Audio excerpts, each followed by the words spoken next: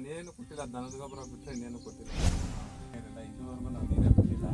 ಮಳೆ ನೀರು ಬರ್ತದೆ, ಒಂದು 4-5 ಟನ್ ಬರುತ್ತೆ.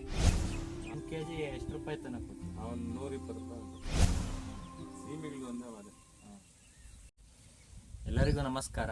ನಾನು ಮದನ್ ಲಾಲ್, ಅಂತಿಮ BSc ತೋಟಗಾರಿಕಾ ವಿದ್ಯಾರ್ಥಿ.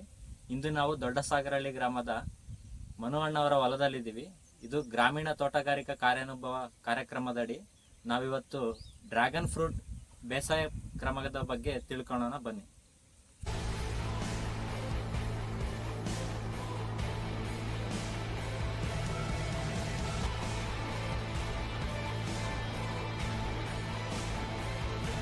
ಮೊದಲನೇದಾಗಿ ಮನು ಅಣ್ಣವ್ರಿಗೆ ಕಾರ್ಯಕ್ರಮಕ್ಕೆ ಸ್ವಾಗತ. ಇವತ್ತು ಅವರು ಡ್ರ್ಯಾಗನ್ ಫ್ರೂಟ್ ಬೇಸಾಯ ಕ್ರಮದ ಬಗ್ಗೆ ನಾವು ತಿಳ್ಕೊಂತ ಹೋಗೋಣ.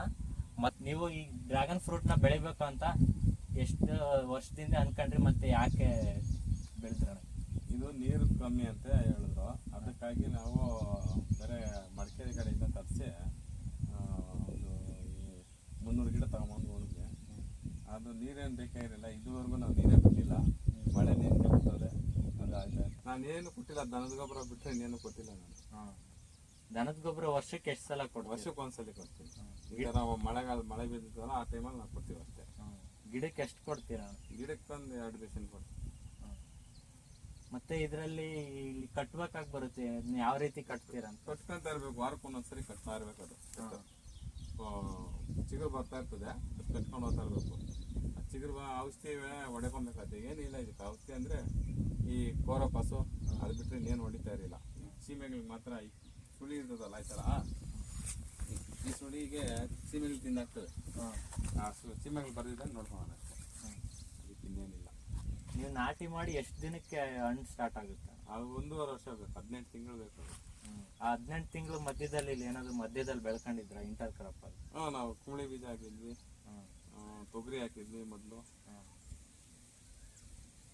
ಮತ್ತೆ ರೋಗ ಮತ್ತೆ ಕೀಟ ಬಾಧೆ ಏನಾದ್ರು ಇದೆ? ಅದೇನಿಲ್ಲ, ಸೀಮೆಗಳು ಒಂದೇ ಬಾಧೆ. ಔಷಧಿ ಸಿಂಪರಣೆ ಮಾಡೋದಾದ್ರೆ ಯಾವ್ದು ಮಾಡಿದ್ರಿ? ಅದೇ ಕೊರೋಪಸ್ ಒಂದು, ಕ್ಲೋರೋಪೈರಿಫಾಸ್ ಒಂದು ಮಾಡಿದ್ರಿ. ಏನು ಮಾಡಿಲ್ಲ. ಈ ತರ ಇಲ್ಲಿ ಟ್ರೈನ್ ಮಾಡೋದಕ್ಕೆ ನೀವೇ ಮಾಡಿದ್ದೀರಾ ಅಥವಾ ಮತ್ತೆ ಲೇಬರ್ಸ್ ಎಲ್ಲ ಎಷ್ಟು ಬೇಕಾಗುತ್ತೆ? ನಾವು ಮಾಡಿರೋದು ಲೇಬರ್ಸ್ ಏನಕ್ಕೂ ಬೇಕಾಗಿಲ್ಲ. ಅಣ್ಣ, ಈಗ ಇಳುವರಿ ಆದ್ರೆ ಎಷ್ಟು ಬರುತ್ತೆ ಅಣ್ಣ ಈ 3/4 ಎಕರೆ ಜಾಗದಲ್ಲಿ? 3/4 ಎಕರೆ ಜಾಗದಲ್ಲಿ ಚೆನ್ನಾಗಿ ನಾವು ತಾಕತ್ ಮಾಡಿದ್ರೆ ಒಂದು 4-5 ಟನ್ ಬರುತ್ತೆ. 4-5 ಟನ್ ಬಂದ್ರೆ ಒಂದು 100-120 ರೂಪಾಯಿ ನಾವು ಬೆಲೆ ಕೊಟ್ಟು ಬಿಡ್ತೀವಿ. ಇಲ್ಲೇ ನಂದಿ ಸ್ಕೂಲಲ್ಲೇ ನಾವು ಬೇಕಂದ್ರೆ ನೀವೇ ಡೈರೆಕ್ಟ್ ಮಾರ್ಕೆಟ್ ಫೋನ್ ಮಾಡ್ತಾರೆ, ತೊಗೊಂಡೋಗಿ ಕೊಟ್ಬಿಡ್ತೀವಿ. ನಂದಿ ಹಿಲ್ಸ್ ಇರೋದ್ರಿಂದ ನಿಮ್ಗೆ ಅನುಕೂಲ ಆಗುತ್ತೆ. ಹೌದು. 1 kg ಎಷ್ಟು ರೂಪಾಯಿ ತನಕ ಕೊಡ್ತೀವಿ? ಒಂದು 120 ರೂಪಾಯಿ ಅಂತ ಕೊಟ್ಟಿದ್ದೀವಿ.